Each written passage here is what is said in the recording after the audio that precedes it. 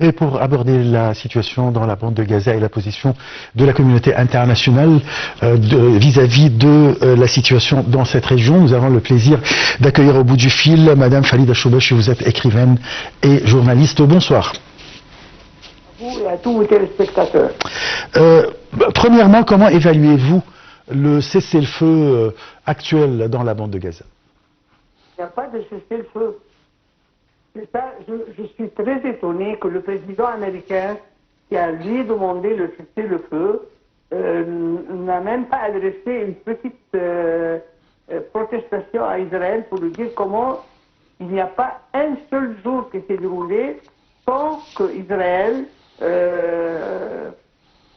tue enfin, presque une dizaine tous les jours, un peu plus même.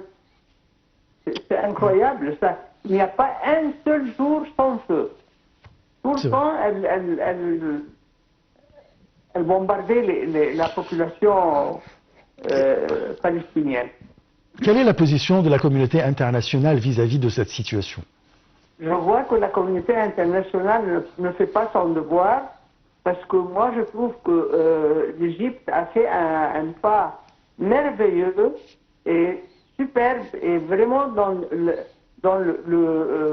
l'intérêt du peuple palestinien et de l'humanité entière, quand notre président a refusé l'exode des Palestiniens.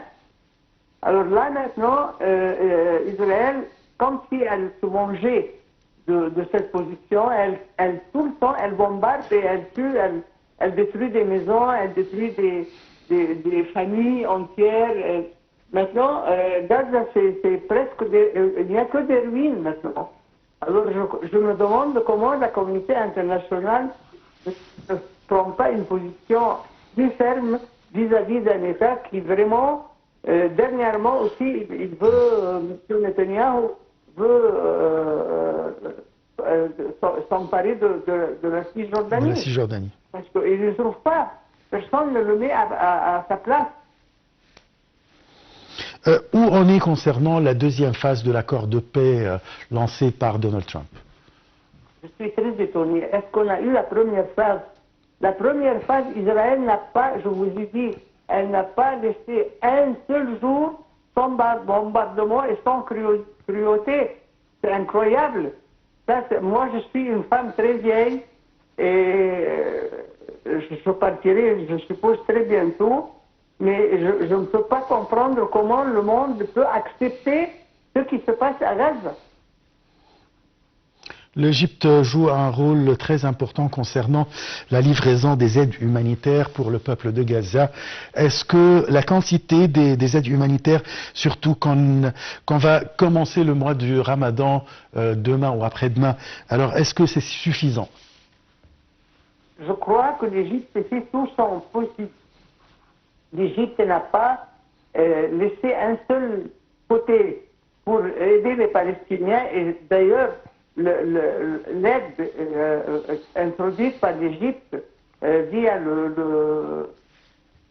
Rafah, c'est ce qui a permis aux Palestiniens de continuer à supporter cette martyrisation-là, cette guerre abominable et atroce. Et là, c'est-à-dire que l'Égypte présente ce qu'elle peut faire et c'est le seul moyen qui a permis aux Palestiniens de continuer à résister.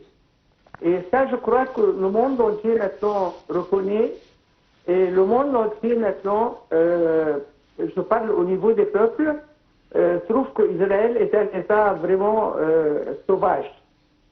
Et là, l'Égypte essaye même avec les États-Unis, avec la Grande-Bretagne, avec les grands pays, à les convaincre que ça ne peut pas durer comme ça. Ça ne peut pas durer. C'est incroyable. On n'a jamais vu ça. C'est du jamais vu dans l'histoire de l'humanité. Ouais. Madame Falida Choubachi, je rappelle que vous êtes écrivain et journaliste. Je vous remercie beaucoup.